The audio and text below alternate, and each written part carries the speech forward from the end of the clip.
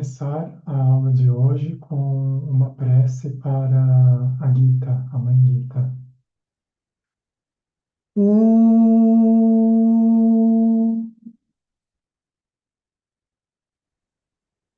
पार्थाय प्रतिबोधितां भगवता नारायणेन स्वयं व्यासेन ग्रथितां पुराणमुनिना मध्ये महाभारतम्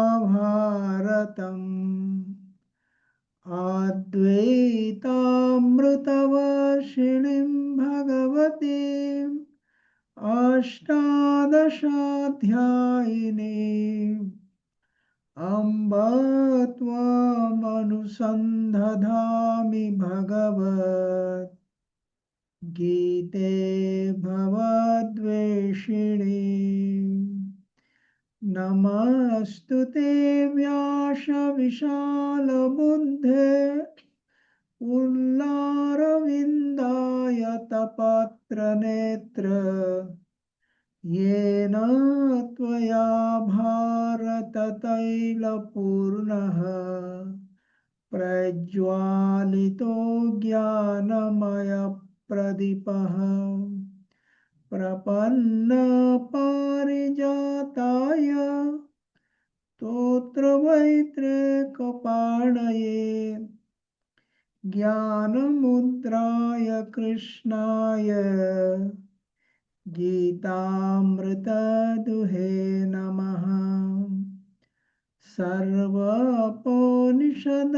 गावो दुग्धा गोपालनन्दनः पार्थो वत्ससुधीर्भोक्ता दुग्धं गीतामृतं महत् वसुदेवसुतं देवं कंसचाणूरमर्दनं देवकी परमानन्दं कृष्णं वन्दे जगद्गुरुं कृष्णं वन्दे जगद्गुरुम्।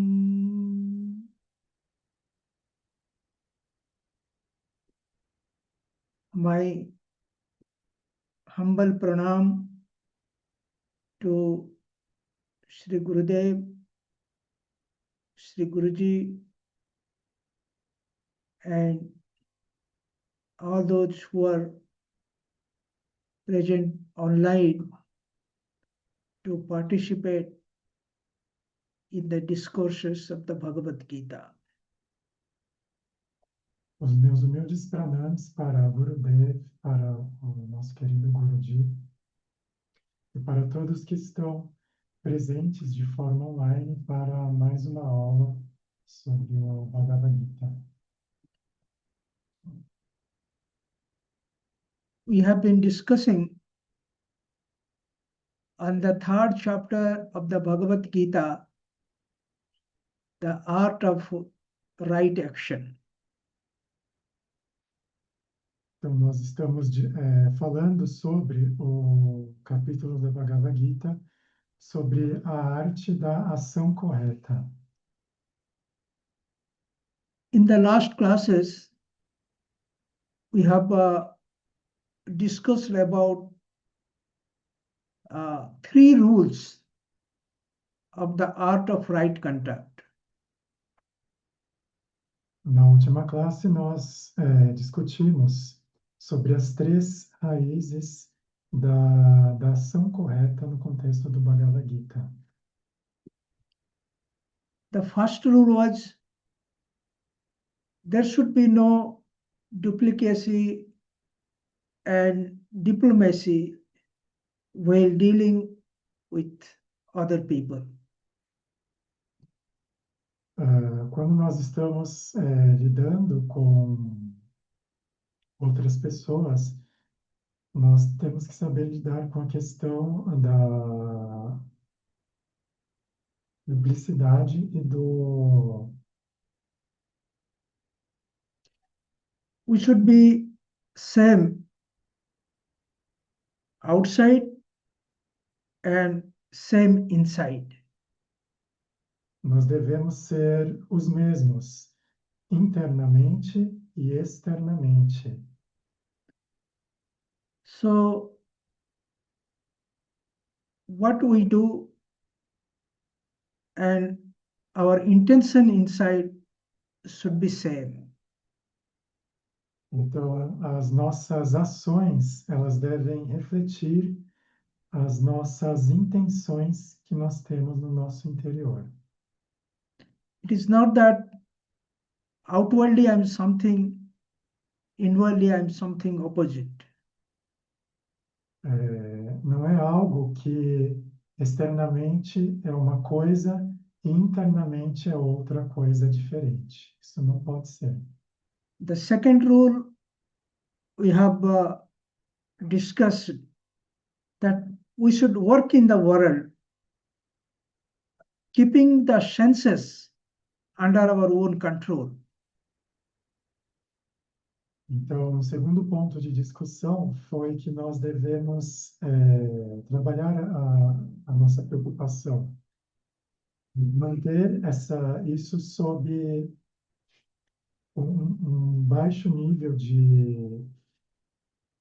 sob controle. Não podemos deixar isso fugir do nosso controle. The third rule that we have learned that we should not be attached to the result of the action. We will be working in the world, but focusing on what we do, not on focusing on what we will get or what will be the outcome.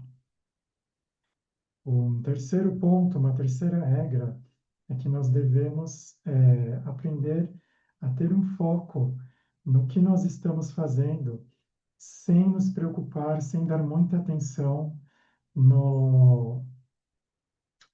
em como essa ação vai se desdobrar. Nós devemos dar o foco no que nós estamos fazendo, sem focar no resultado da nossa ação. Today, we will be discussing another three important rules of the art of right action. Hoje nós vamos discutir outros 3 pontos importantes sobre a arte da ação correta. Now, these three important rules are being discussed in verse number 8 and 9. Essas 3 importantes regras, elas são discutidas com maior profundidade e vastidão nos capítulos 8 e 9. So, now I will chant the verse 8 and I hope you will follow me in chanting. Agora nós vamos cantar o verso 8. E eu espero que vocês me acompanhem enquanto estamos recitando esse verso. Niyatam kuru karma tvam Niyatam kuru karma tvam karma jayo hya karmanaha jayo hiya karmanaha sharira yatra pichate sarira yatrapi jate na prasiddhyeda karmanaha prashiketa karmanaha niyatam kuru karmatvam karmo jyayo hya karmanaha sharira yatrapi chate na prasiddhyeda akarmanaha. Here, the first word of this verse is niyatam. Aqui, a primeira palavra desse verso é niyatam. Niyatam kuru karmatvam. So, we will be discussing what is the meaning of niyatam karma. Nós vamos discutir sobre o significado de Niyatam Karma.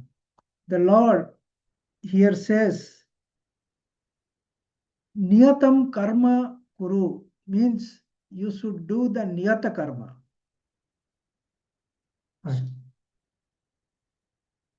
Aqui o Senhor Krishna, o Senhor diz como devemos fazer o performance do Niyatam Karma. The meaning of the niyata karma is, first meaning is,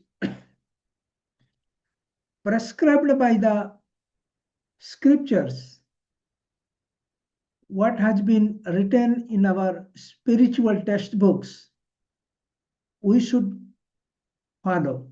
That is niyata karma. O primeiro significado é o que consta nas nossas escrituras. Como devemos seguir, agir em relação ao Niyata Karma. We should do what is prescribed in the scripture, religious textbooks, and we should not perform what is restricted in the scriptures and the religious books. Então, nós devemos seguir o que está escrito nas nossas escrituras, mas não somente ficando restritos a isso. So it is one meaning of niyata karma.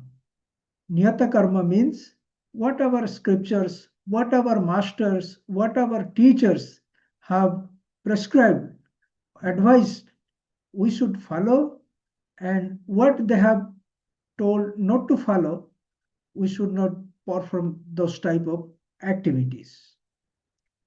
Então, além das escrituras, nós devemos seguir o que os nossos instrutores, os nossos mestres, orientadores, nos ensinam sobre o Niyata Karma. Then another meaning of niyata karma is what is prescribed by the laws or regulations of where we are living. We should respect the constitutional obligations, duties where we are living. Então, nós devemos também, além do que está nas Escrituras, nós devemos seguir e respeitar as leis e as regras do local onde nós estamos vivendo. We should not do what is restricted by the laws and regulations of our land, by the constitutions adopted by our government. We must respect all those things, and we should work in line with the present laws and regulations of the society. Então, nós devemos respeitar, seguir a Constituição, as leis e regras da sociedade onde nós vivemos e trabalhar de acordo com elas. And the third aspect of niyata karma is we should follow the social customs that is prevailing in the society where we live.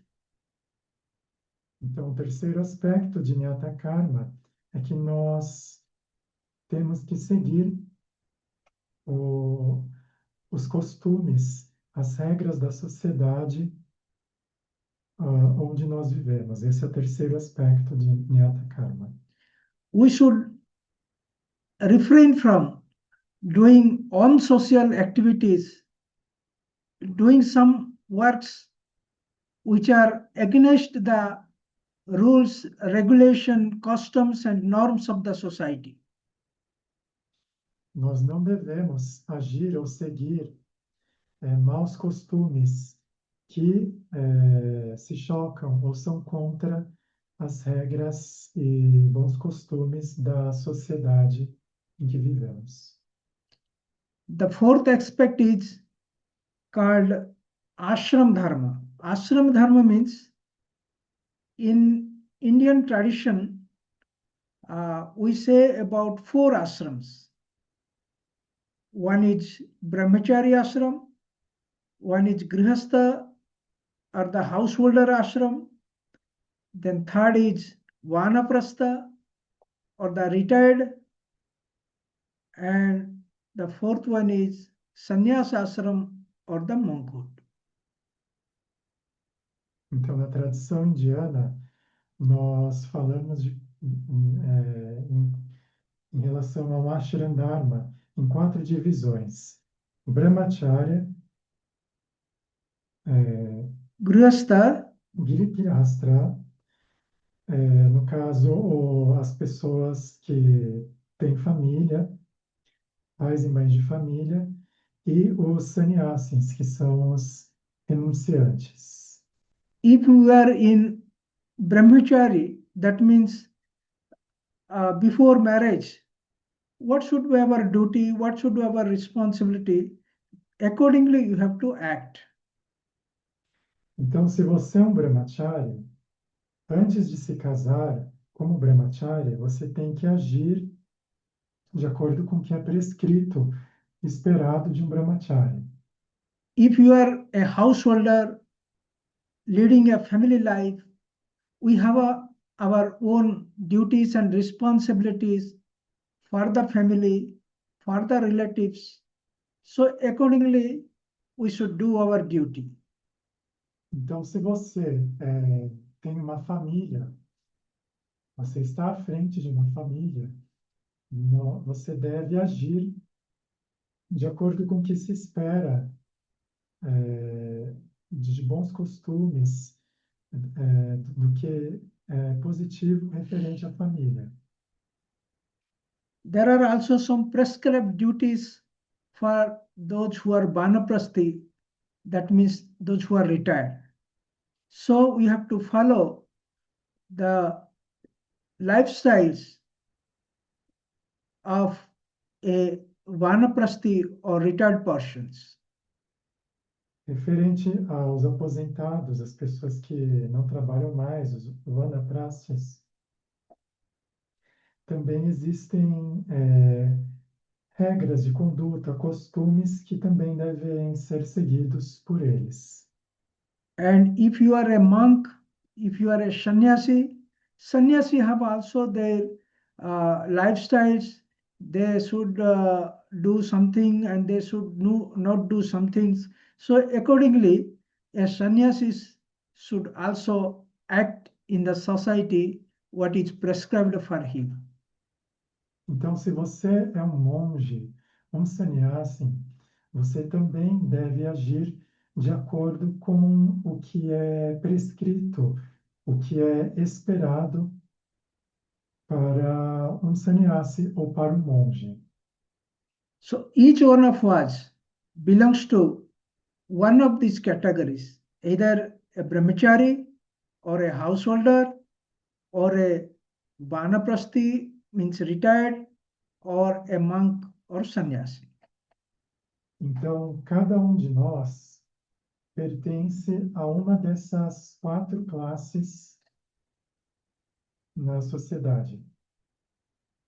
And we should strictly, lovingly follow the principles of life wherever we are. Então, de forma estrita e amável, nós devemos seguir as regras de conduta do local onde nós vivemos, de acordo com a nossa condição, a nossa situação dentro dessas 4 divisões. These are all called prescribed duties for us. Esses são deveres que são prescritos para nós. So if I am a student, my duty is to study, my duty is to reflect, my duty is to gain knowledge, my duty is to control my senses and live a controlled life. Então, se eu sou um estudante, o meu papel é estudar, refletir, ganhar conhecimento e ter controle sobre sobre os meus sentidos. So each has some kinds of duties and responsibilities where he is living. So he had to strictly follow these rules and regulations, duties and responsibilities. Então, de acordo com o lugar, com o local onde nós vivemos, é importante que nós venhamos a seguir as regras, as leis, a conduta apropriada. And this is called Niyata Karma. Isso é chamado Nyata Karma. So I have told you about what is Niyata Karma.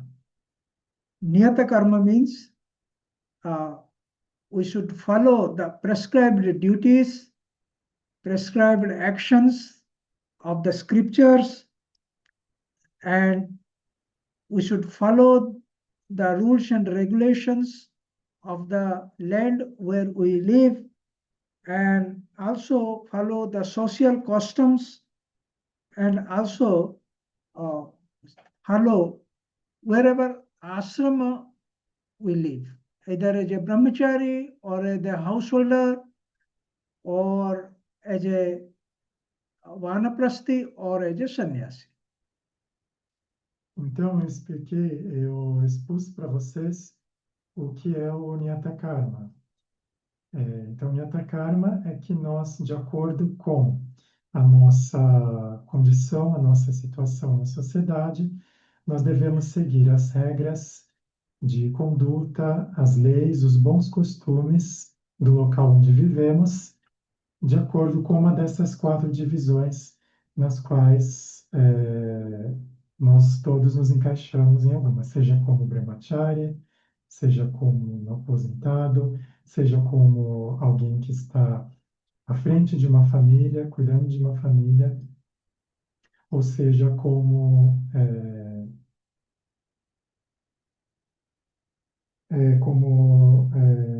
aposentado, sannyasi, ou cuidando da família, uma dessas, ou como brahmachari. This is the 4th rule of the art of right action. That is, do your duty honestly, lovingly, and sincerely. Então, esta seria a 4ª regra, o quarto direcionamento sobre o Nyata Karma, que nós devemos viver, agir de forma amável, de forma correta. It is said, karma jyayo hya karmanaha. That means, jyayo means superior. He means only. Akarmanaha. Akarmana means doing nothing. So, to work or to act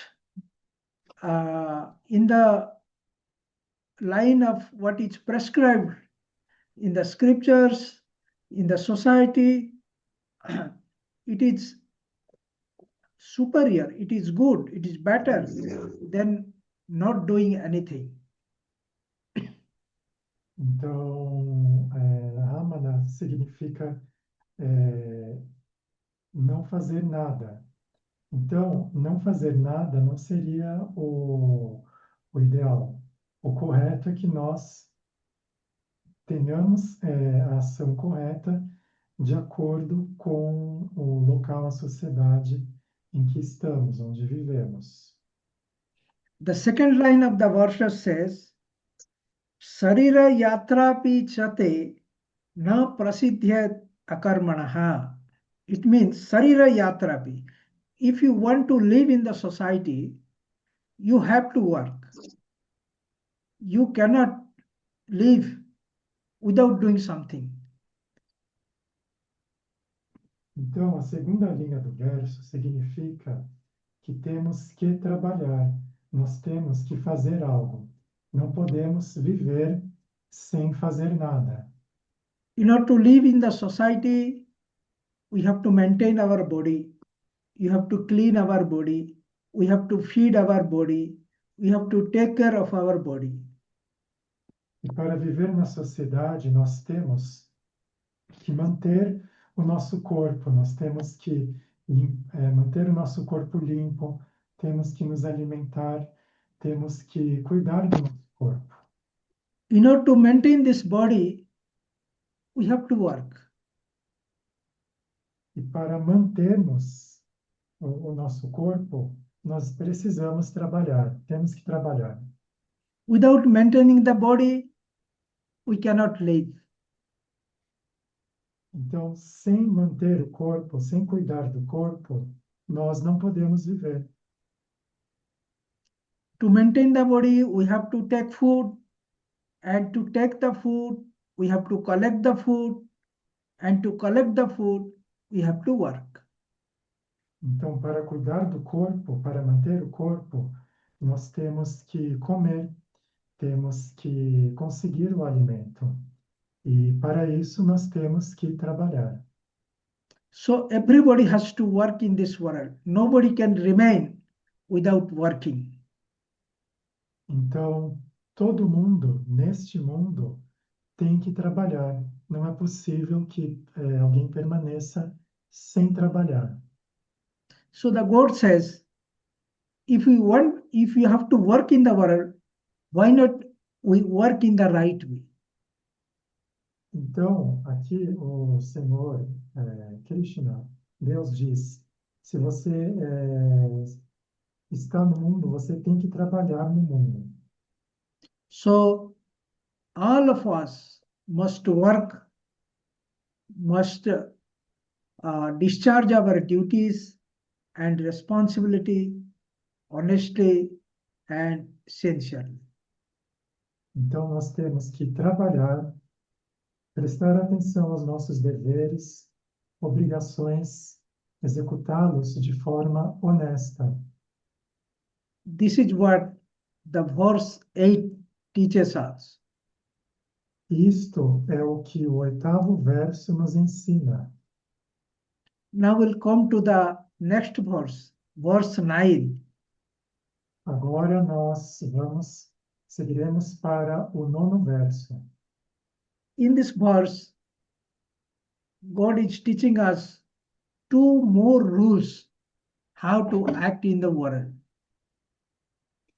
Então, no 9º verso, Deus está nos ensinando mais 2 regras de como devemos agir, de como devemos agir no mundo. So I am reading out the verse and you can follow me. Então, eu vou ler o verso e vocês me acompanhem. Yajnarthat karmanonyatra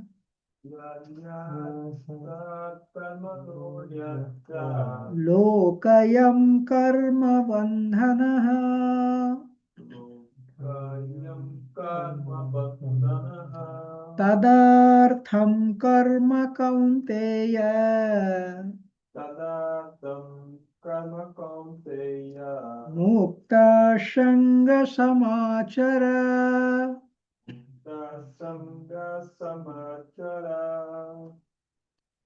In this verse, God is telling about 2 important things. Então, neste verso, Deus está falando sobre 2 coisas importantes. If you look at the verse, there are 2 important words. These important words are the first word of the first line and second word of the second line. Então, nesse verso, tem duas palavras importantes. A primeira palavra está no primeiro verso e a segunda está no segundo verso, na segunda linha. So the first word of the first line is Yajnartha, and the second word of the second line is Tadartham. Então, na primeira linha, a primeira palavra é Yanartha.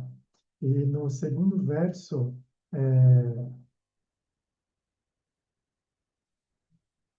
Tadartham. Tadartham. So now we'll discuss about these two words. Agora nós vamos discutir sobre essas duas palavras. These two words teaches us about the two rules of the art of right action.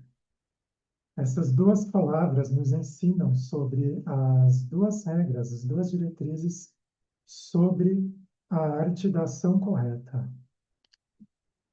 The first word is Yajnartha. That means the root word is Yajna. Yajna means, Yajnartha means for the sake of Yajna. Então, a primeira palavra, Yagyartat, com a raiz Yagya. Yajna is an important and very significant word in the context of Indian tradition. Yagya é uma palavra muito importante no contexto da tradição indiana. What is a yajna? Então, o que é Yagya? It is called fire ceremony. Yagya é uma cerimônia de fogo. Yajna has three important meanings. Yagya tem três significados importantes. First is yajna means worship. Second, yajna means to offer. And third, yajna means to sacrifice. Então, os três significados de Yagya são: o primeiro é adorar, o segundo, oferecer, e o terceiro é sacrifício, sacrificar. So in ancient times, the people, the sages and saints were performing the yajnas.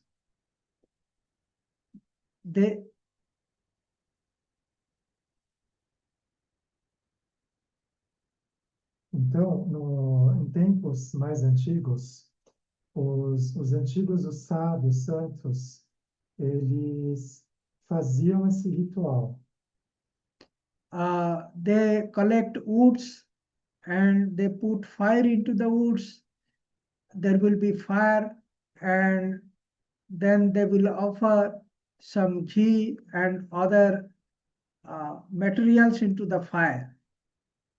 Então, eles tinham o hábito, o costume de coletar, de pegar lenha para alimentar, para esse fogo, e eles ofereciam ghee, manteiga ghee e outras substâncias durante o ritual.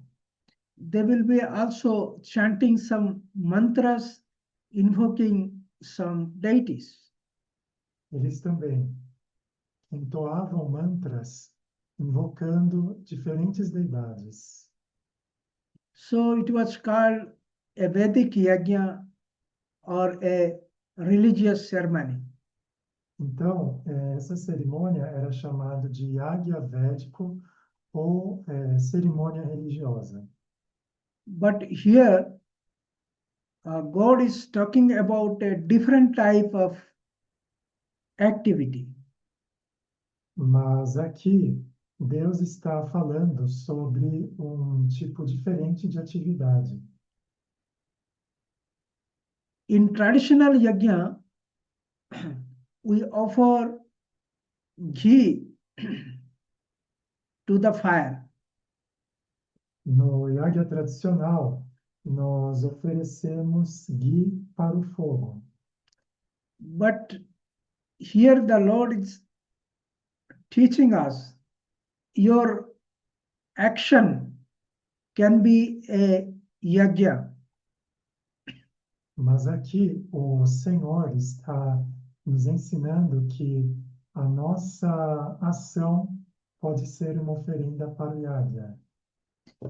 While doing any work, if you sacrifice our own ego and selfish motive, then that action, that work become a yajna. Então, ao fazer qualquer trabalho, executar qualquer ação, se nós tivermos uma motivação pura, nós sacrificarmos o nosso ego, então isso é uma oferenda para esse área. So any activity that we are doing from morning to the night, it can be turned into a yajna if we sacrifice our selfish motives, egos, then it could be a yajna. And Lord Krishna is talking in this verse about this worldly action, performing action can be an yoga. Então, qualquer ação que nós executarmos da manhã até a noite, e se estas ações forem feitas de forma livre do nosso ego, das nossas motivações egoístas, o Senhor Krishna ele está nos ensinando que essa é uma prática, uma ação válida. So generally we work in the world with a sense of doership and expecting some result for our own selfish gain. Então, geralmente, nós agimos com uma ação egoísta, esperando algo em troca, esperando algum tipo de ganho. If you work without the sense of doership or ego and without expectation of result for own personal gain, then all our actions can be a yajna, or we can say a fire ceremony. Então, se você age sem o ego, sem a consciência de que a ação é você quem está executando, então todas essas ações elas são consideradas como oferendas válidas nesse área. Here the God says, Anyatra lokayam karma bandhanaha. That means if you don't act in the world without doership, without expectation of the fruits of action, then it will be creating a problem for you. It will create a bondage for you. Então, o Senhor Krishna ele nos ensina que se nós agirmos esperando sempre algo em troca, com expectativa de retorno, com as ações feitas centradas no nosso ego, isso pode criar vínculos, isso pode criar laços que são prejudiciais para nós. So the fourth rule of art of right action is do your activity without any sense of doership or any sense of ego. Então, a quarta regra, a quarta diretriz é que nós executemos nossas ações, é que nós tenhamos essas ações, é que nós venhamos a agir sem esse senso, sem esse senso de ego em nós. Now come to the second line. It is said, Tadartham karma kaunteya, O Arjuna, you act for tadartham. So we will see what is tadartham. Então, na segunda linha, Krishna falando com Arjuna, referente à palavra tadartam, nós vamos explorar mais, aprender mais sobre essa palavra, sobre o significado dela. The word tadartham can be divided into two parts, tad plus artham. Então, a palavra tadartham pode ser dividida em duas partes, tad e artham. Tad means for him. Tadartham means for him.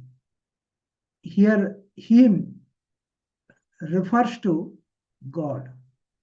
So, tadartham means to please God, to devote or dedicated to God. Então, tadartham é composto de ele e Deus. Então, tadartham significa agradar a Deus. So, in the first line, the God said that you do all your activity without the sense of doership. And in the second line, the God is telling us to act in the world not for your personal gain, but to please God, for dedicate to God, or in the memory of God. Então, na primeira linha, nós aprendemos que a ação deve ser abnegada, ela não deve ter um senso de ego, de que eu estou fazendo a ação. E na segunda linha, aprendemos que nós devemos sim agir no mundo para agradar a Deus. Then he says, Mukta Shanga Samachara. Mukta Shanga means without being attached to the fruits of action, without being attached to the result, to the outcome. Focus on your work, do not focus on the result, and dedicate all your activities, all your actions to God. Então, na segunda linha, Mukta Sangha significa que nós não devemos ter apego aos frutos das nossas ações, não devemos ter apego pelo resultado das nossas ações e devemos dedicar os frutos das nossas ações a Deus. So, we learned about two things. One is act without the sense of doership, and second, dedicating all your actions to God, and third, without expecting result of what we do. Então, aprendemos três coisas. Primeiro, agir sem ego, agir sem esperar pelo retorno dos frutos das nossas ações. Segundo, dedicar os frutos das nossas ações a Deus. E terceiro, So three things.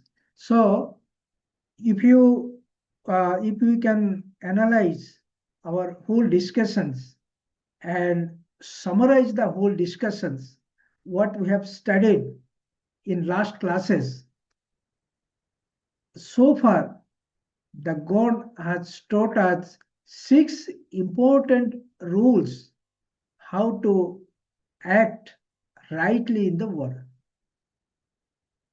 Então, nas nossas aulas, nós aprendemos 6 regras importantes até agora. So while acting, we have to remember these 6 important rules. And if we can sincerely follow these 6 important rules in all our work, then our work will be divine, and work will be leading towards purity, and it will lead towards peace and prosperity. Então, quando executarmos as nossas ações, nós temos que ter em mente lembrar dessas 6 regras. Se nós lembrarmos delas e agirmos de acordo com elas, as nossas ações serão puras, produzirão felicidade, prosperidade e outras coisas positivas. These are the golden rules of right action, what God has taught to us in this 3rd chapter of the Bhagavad Gita. Então, essas são as regras de ouro da ação correta que o Senhor, que Krishna, nos ensinou nesse 3º capítulo do Bhagavad Gita. So to summarize these 6 principles or the rules, the first one is we should act in the world with an open heart. What we will do is purely what we're thinking inside. Então, as 6 regras são: primeira, agir com o coração aberto, agir com motivação pura, refletindo a nossa motivação interior. Second rule is we should act in the world controlling our senses. We should not fall prey to our senses. We should have well control of our senses. A segunda regra é que nós devemos agir com controle sobre os nossos sentidos. Nós não devemos nos tornar presas, vítimas dos nossos próprios sentidos. The third principle or the rule is we should focus on the work on our hand, not on the result that we will get in future. E o terceiro é que nós devemos focar na nossa ação, no nosso trabalho, sem ficar nos preocupando com os frutos das nossas ações. The fourth rule is we should discharge our duties honestly and sincerely. We should do not neglect our duty. O quarto é que nós devemos executar os nossos deveres com honestidade e sinceridade, sem jamais negligenciá-los. The fifth principle or the rule is we should work in the world without the sense of doership or ego. A quinta regra, o princípio, é que nós não devemos, que nós devemos trabalhar no mundo sem senso de ego, sem senso de egoísmo. And the sixth principle or the rule is we should act in the world remembering the God, dedicating everything to God. Então, a sexta regra é que nós devemos agir no mundo sempre lembrando de Deus e oferecendo as nossas ações, os frutos das nossas ações a Deus, para Deus. So we should reflect on these 6 principles and act in the world. If we fail to follow these 6 principles, then it will create some problem in us, the God here says, if you don't follow these principles, they will bind us to the world. Então, conforme nós aprendemos aqui, através do Bhagavad Gita com o Senhor Krishna, nós devemos sempre lembrar desses 6 princípios, para que nós não fiquemos presos, para que nós não criemos vínculos referentes às nossas ações, para que nós possamos agir de forma a agradar Deus e não criarmos vínculos, não ficarmos presos às nossas ações, aos frutos das nossas ações. There was a saint who is living in a village, and every day in the evening, he was teaching the students of his village. Então, vou contar para vocês uma história. É a história de um santo que ele vivia num vilarejo e todos os dias ele ensinava os discípulos dele no vilarejo. One day, a rich man came and said, "You are a saint, you are a monk. Why are you teaching the students? It is none of your job." Então, um dia, um homem rico, ele chegou nesse vilarejo e encontrou o santo e disse a ele: por que que você está ensinando esses estudantes, esses seus alunos? Isso não é seu dever, não é sua obrigação. Você é um monge, você é um santo. The man was, the saint was sitting under a great banyan tree. Então, o santo, ele estava sentado debaixo de uma árvore banyan, uma árvore, uma espécie de árvore que tem na Índia. He pointed out to the tree and said, "Look at the tree. The tree gives us fruits. The tree gives us shade. The tree gives us wood. But he does not expect anything from us." Então o santo, ele apontou para a árvore e disse ao homem: olhe para a árvore. A árvore, ela nos dá frutos, nos dá madeira, nos dá sombra, e ela não espera nada em troca de nós. The birds sit on the trees. The children play under the trees. Então, os pássaros, eles se abrigam, eles se colocam na árvore. As crianças brincam na árvore, em cima, debaixo da árvore. It does not expect anything from anybody.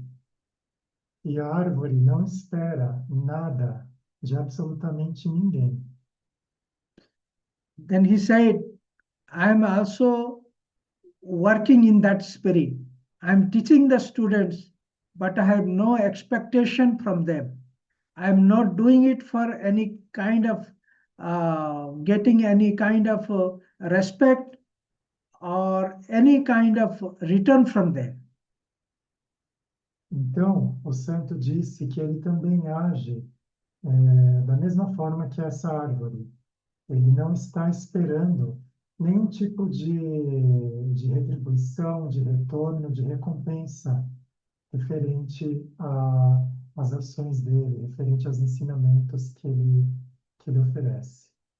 So our activities in the world should be in line of this. So if we can follow these principles and act in this world, there will be a real joy, there will be a real pleasure, there will be a real happiness, and there will be real peace. Então, as nossas ações, as nossas atividades no mundo devem seguir esse mesmo princípio. Se seguirmos, nós teremos alegria, verdadeira, nós teremos paz verdadeiras. So if you have any questions on the discussions that we have done so far, you can ask questions. Então, se vocês têm qualquer tipo de pergunta referente ao tópico em questão, por favor, vocês podem perguntar.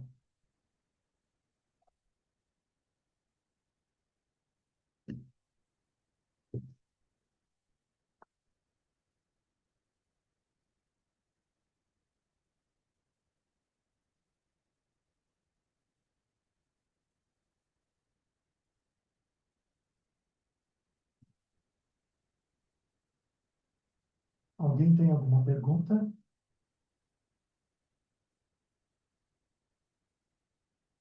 Alguma dúvida? Eu poderia fazer um questionamento referente até às aulas anteriores com relação ao desejo? Vou verificar com ele, né?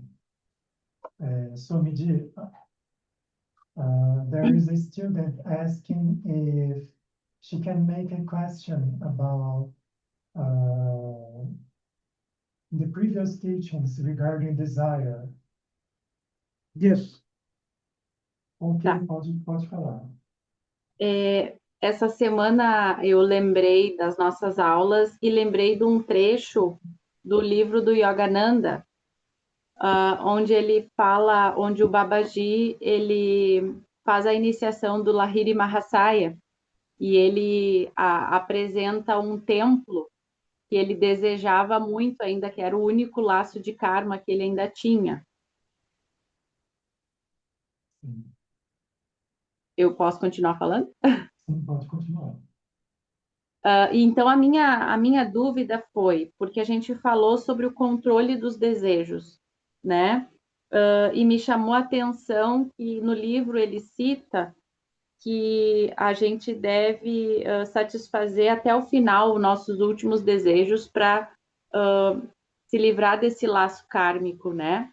E aí eu fiquei na dúvida, tipo, como tu vai controlar esse desejo, mas ao mesmo tempo no livro ele citou que a gente precisa satisfazer esses desejos para a gente poder se libertar deles.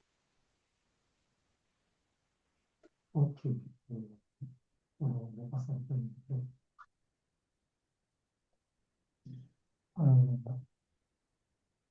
Swamiji, she's talking about a chapter in the autobiography of a yogi, the chapter in which Lahiri Mahashaya, when he met Babaji, and Babaji helped him to satisfy a desire from previous lives about that palace that was materialized by him.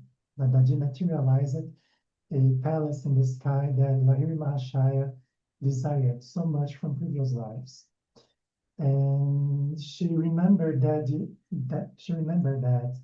we shouldn't, she learned that we should control our desires.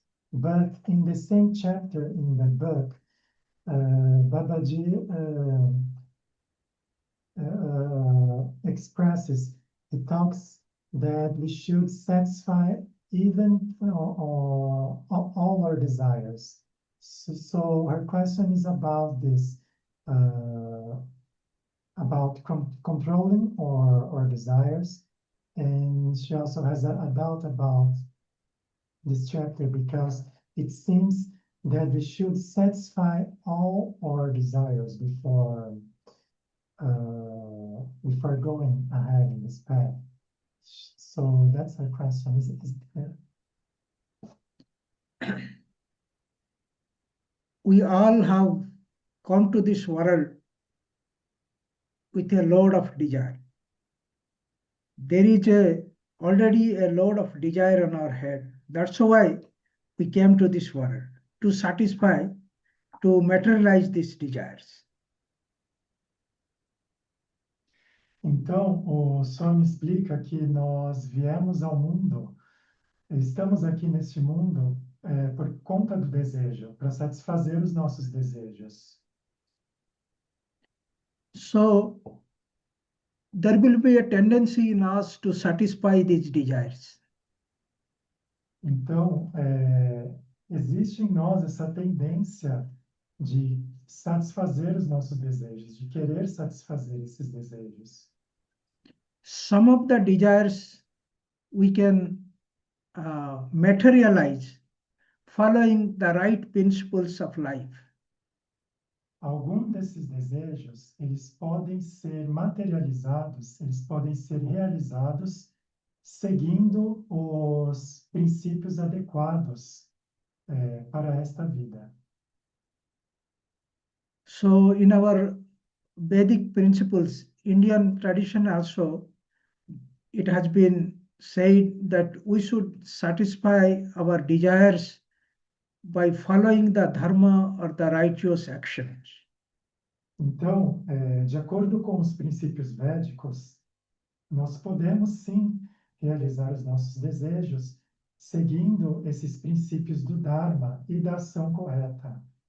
It has said about dharma, artha, kama, and moksha. Então, é o Dharma, Artha, Karma e Moksha. Dharma, artha, kama. Kama means desire. And then moksha. Então, Kama não é Karma, é Kama. Kama significa desejo. E depois vem Moksha. And there are also many other desires which can be eliminated, which can be destroyed by knowledge, self-knowledge. Então, existem vários tipos de desejos que podem ser eliminados, destruídos, pelo nosso autoconhecimento. Just as when light comes, darkness goes, similarly, when the self-knowledge comes, then this ignorance, that is the byproduct of karma, will go. Então, assim como a luz elimina as trevas, através do conhecimento, quando nós eliminamos a ignorância, certos desejos, esse karma, ele vai embora. So these two things simultaneously work.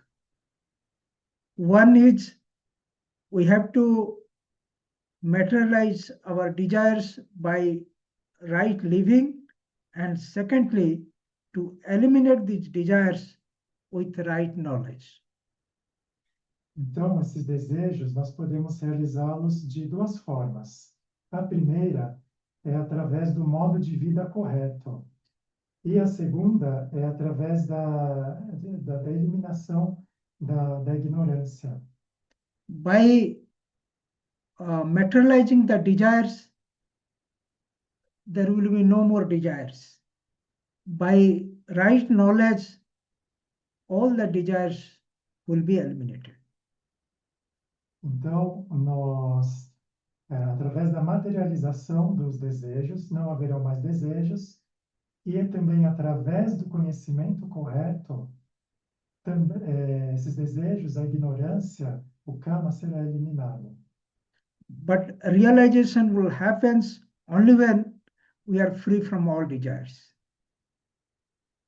Então, a realização verdadeira última, ela só ocorrerá quando nós estivermos livres dos nossos desejos.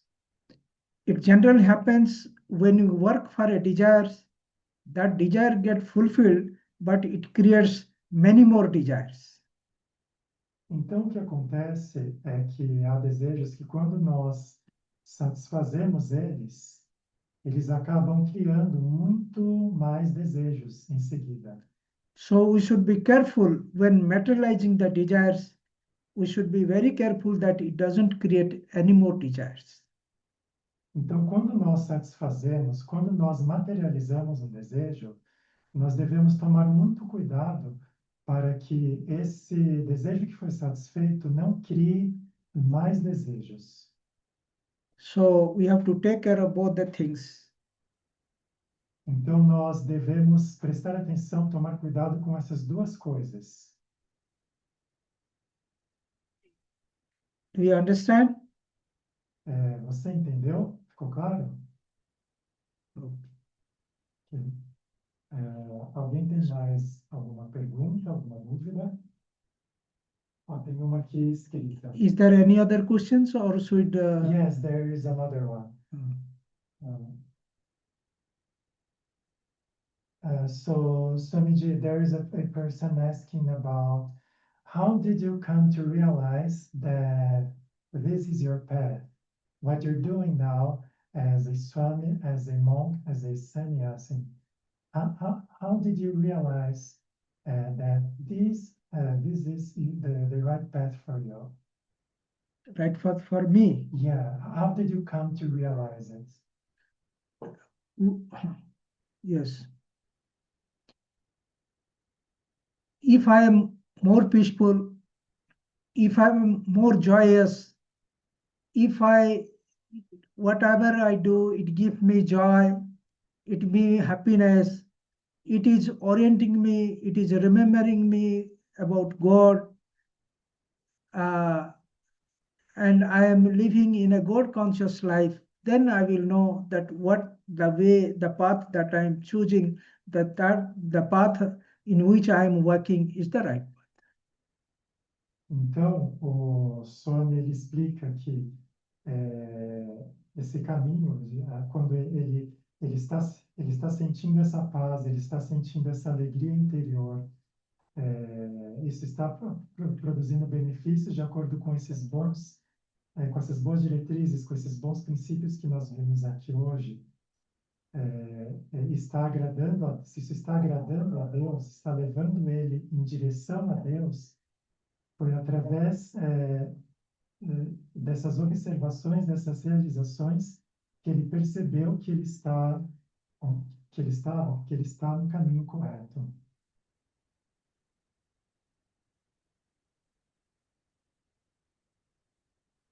Any more question? Alguém tem mais perguntas, dúvidas?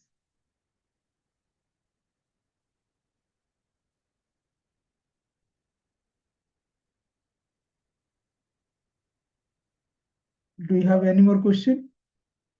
Mais alguma dúvida, mais alguma questão? So then we will close. Então, podemos seguir. Close. Vamos? Ok. Podemos, então, So, finalizar aqui. this much for today. And in the next class, we'll start from the verse number 10. Sorry. We'll do the prayer and conclude. Qual que é a próxima aula? Sorry. About the question, about the quiz you are talking now? Yeah, the next class is about what? Sorry, I didn't get it. The topic of the next class. I will tell not the 10th, verse number 10. Number 10. Então, nós vamos finalizar aqui, vamos fazer a prece de encerramento e na próxima aula nós vamos abordar o capítulo 10. We can talk about the quiz and the quiz. I will conclude. Yes, okay. So we'll have the concluding prayer. Om Purnamadaha Purnamidam Purnat Purnamudachyate Purnasya Purnamadaya Purnameva Vashishyate. Om Shanti Shanti Shanti. Harihi Om. Shri Gurubhyo Namaha. Harihi Om. Thank you all. Obrigado a todos.